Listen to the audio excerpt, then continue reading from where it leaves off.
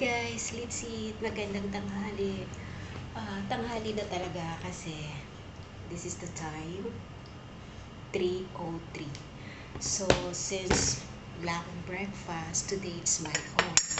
So, this is my lunch again. So, napakainit na guys, kaya ganito yung suot ko. Napakainit. Pinapawisan nga ako actually. Pawis na pawis ako. Kakain ako. Pero naghalo ako. So, this is my food. Nagprito ako ng danggit. Galing po to sa friend ko. Nagbakasyon kasi siya. Tsaka yung mga maliliit na, yan. Tsaka dalawang itlog. So, mukhang mapapasarap yung kain ko nito. So, because nakita ko kasi sa Facebook yung tita ko nagluto ng adobo. Adobo ba yun? Masarap na minudo, adobo, whatever. So, sabi ko, kakain din ako. Nagugutom ako bigla. So, kakain na ako. Kain po tayo.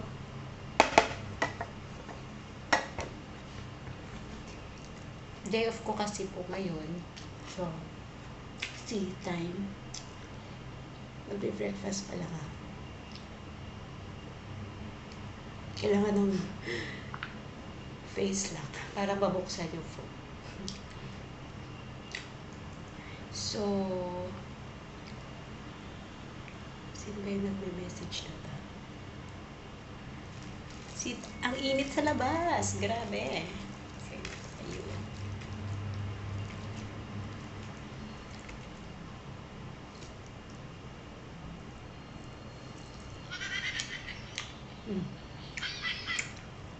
Huwag mo ako Facebook.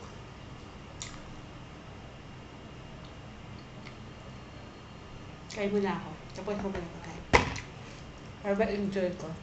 May suka pala ako. Plain suka lang siya. Walang ano. Yung plain lang talaga.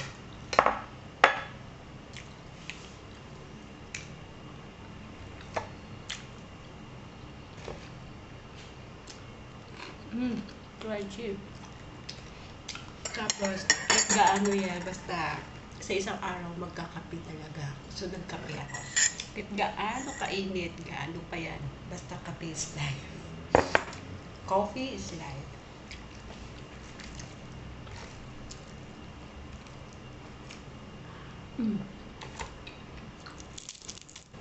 Crunchy to. Danggit po siya, dried fish.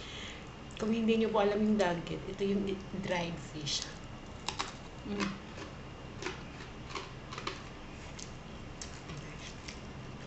Nice. Crunchy. Marami yung binigay niya sa akin. Siguro mga magwa 1 month sa simula nang bumalik siya. Anong 4 siya bumalik. So, ngayon ko lang nakain. Kasi ngayon lang ako nag-cravings. Actually, hindi naman talaga ako mahilig sa mga dried fish o ano. Pa-cravings lang. Pag gusto ko lang mag-cravings, magluluto ako.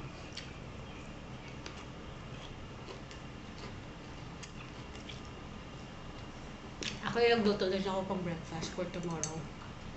Kasi ayoko nang magluluto pa. So, nagluto ako ng pancake. Ayan. Babaunin ko to sa work.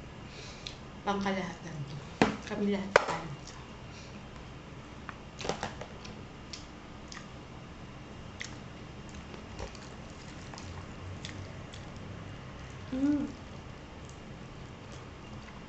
Ano na itlog?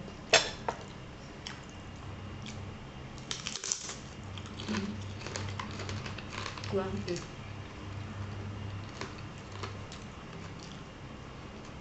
Crunchy.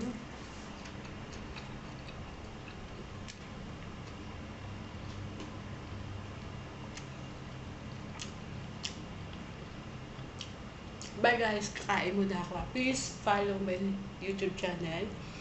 Ako to din. Please follow and share, subscribe me more. Thank you. Have a nice Monday. God bless all. Bye.